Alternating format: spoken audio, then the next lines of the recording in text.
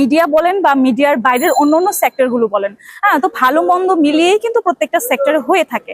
তো সেই ক্ষেত্রে আমি বলবো যারা ফেস করেছে তারা কিভাবে হ্যান্ডেল করছে জানি না, বাট আমি যে ফেস করিনি তা না, ফেস করেছি, আমি আমার মতো করে হ্যান্ডেল করে ফেলছি, ব্যাস। বললাম না, প্রত্যেকটা সেক্টরেই আছে, শুধু মিডিয়াতে কেন আপনারা একদম মানে ফোকাস করতেছেন? শুধু মিডিয়া না, প্রত্যেকটা সেক্টরেই আছে। ডিভোর্স কেন হয়, কেন মিডিয়ার বাইরে হয় না ভাইয়া? না, এটা কারণ কি, আমরা হচ্ছে ক্যামেরার সামনে থাকি, সেই ক্ষেত্রে হচ্ছে যে সবাই জানে বিষয়টা, খুব দ্রুত জানে। কিন্তু যারা ক্যামেরার বাইরে বা ক্যামেরার পিছনে কাজ করতেছে, যারা মিডিয়ার বাইরের লোক, তাদেরও হচ্ছে। এরকম অনেক এক্সাম্পল আছে যারা হচ্ছে যে একবার বিয়ে করছে, ওই বিয়ে নিয়ে আজীবন মানে কাটাই দিছে, মরেও গেছে, এরকম অনেকেই আছে। হচ্ছে এক একজনের ব্যক্তিত্বের উপর ডিপেন্ড করে, মানে কে কিভাবে নিজেকে মানে শো করবে, একান্তই তার মেন্টালিটির উপর ডিপেন্ড করবে, তার সিচুয়েশনের উপর ডিপেন্ড করবে। তো যদি আপনি আমার বিষয়টা যদি জানতে চান, এটা হচ্ছে সম্পূর্ণটা পরিস্থিতির উপর, সময়ের উপর, প্লাস হচ্ছে যে স্ক্রিপ্টের উপর ডিপেন্ড করবে। আমি তো বলবো মিডিয়ার বাইরে আরো অনেক কিছু হয়, কিন্তু মিডিয়াতে আমি তো খুব অল্প সময় ভাইয়া, ওইরকম ভাবে আমার চোখে এখনো ওইরকম কিছু পড়েনি। আমি খায়রুন নিশাত মনি, অ্যাক্টিং করছি, রিসেন্টলি হচ্ছে যে মিডিয়ার সাথে সংযুক্ত।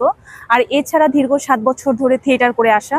আমার হচ্ছে যে দলের নাম ব্যতিক্রম নাট্যগোষ্ঠী। আমার হচ্ছে যে সলো গেছে নাটক, সিঙ্গেল নাটকও করা হচ্ছে, পার্শ্ব চরিত্র হিসেবেও কাজ করা হচ্ছে। তো যেদিক দিয়ে সুযোগ হচ্ছে, ভালো মন্দ বিবেচনা করেই কাজ করা হচ্ছে। আমার আইডল হচ্ছে সৈয়দ মহিদুল ইসলাম। আমি হচ্ছে যেহেতু তার অভিনেতা, উনিও একজন অভিনেতা। হ্যাঁ, সৈয়দ মহিদুল ইসলাম, উনিও অভিনেতা, একজন নাট্যজন। তো তার কাজ দেখেছি, তার কাজ ভালো লেগেছে। আর যদি পরিচিত মুখের মধ্যে যদি বলা হয় তাহলে তিশা আপু বলবো, নুসরাত ইমরোজ তিশা। জি ভাইয়া। আর ছেলেদের ভেতরে হচ্ছে শুভ ভাইয়া, আরফিন শুভ। জি ভাইয়া। না, আমি মিষ্টি জান্নাত আপুকে চিনি না। এখন তো ছিল না, এখন হচ্ছে রিসেন্ট একটা যে ভিডিও ভাইরাল হওয়ার পরে দেখলাম মানে ওই আপুটাকে, তো ওইরকম ভাবে তার মানে বিষয়ে আমার কোনো ধারণাও নেই, আর চিনিও না, আগে কখনো দেখিনি। হচ্ছে আমি খুবই মানে নতুন মিডিয়াতে, তো সেই অনুযায়ী আমি আমার বিবেচনা থেকে বলবো যে এটা উনি কোন কনসেপ্ট থেকে এই ধরনের কাজ করতেছে একান্তই উনিই বলতে পারবেন। আসলে ওনার বিষয়ে আমি কিছু বলতে পারবো না, আমি বলবো না। কারণ হচ্ছে আমরা যেটা ক্যামেরার সামনে যেটা বলছি, মানে দেখতেছি, পিছনে অন্য একটা কিছু হতে পারে, বাট আই ডোন্ট নো।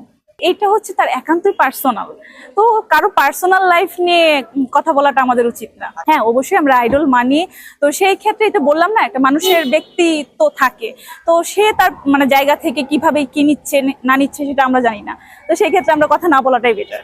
আর দুইজনই ফেভারিট, কারণ দুইজন দুই সেক্টর থেকে। হ্যাঁ, সাকিব আল হাসান হচ্ছে প্লেয়ার আর উনি হচ্ছে সুপারস্টার, তো দুইজনই একদম আলাদা। হ্যাঁ, অবশ্যই করবো, কেন করবো না?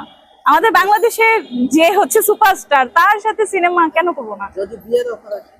বিয়ে কেন করতে যাবো ভাই? উনি অলরেডি ম্যারিড, প্লাস হচ্ছে সে পাত্রী খুঁজতে খুঁজতে থাকুক, ওটা নিয়ে কোনো মাথা ব্যথা নেই। কে বললো চায় না? এটা হচ্ছে যে আপনারা মানে কোত্থেকে এগুলো শুনেন জানি না, বাট আমার মানে ধারণা অনুযায়ী সবাই চায়, কে চাবে না? গুড লুকিং, অ্যাক্টিংও ভালো, সব মিলিয়ে। হ্যাঁ, আমি ট্রেজারটা দেখেছি, দুর্দান্ত লাগছে আমার কাছে। আর এটা তো রিলিজ হলে অবশ্যই দেখবো। কিছু গুঞ্জন শোনা গেছে, বাট আমি জানি না।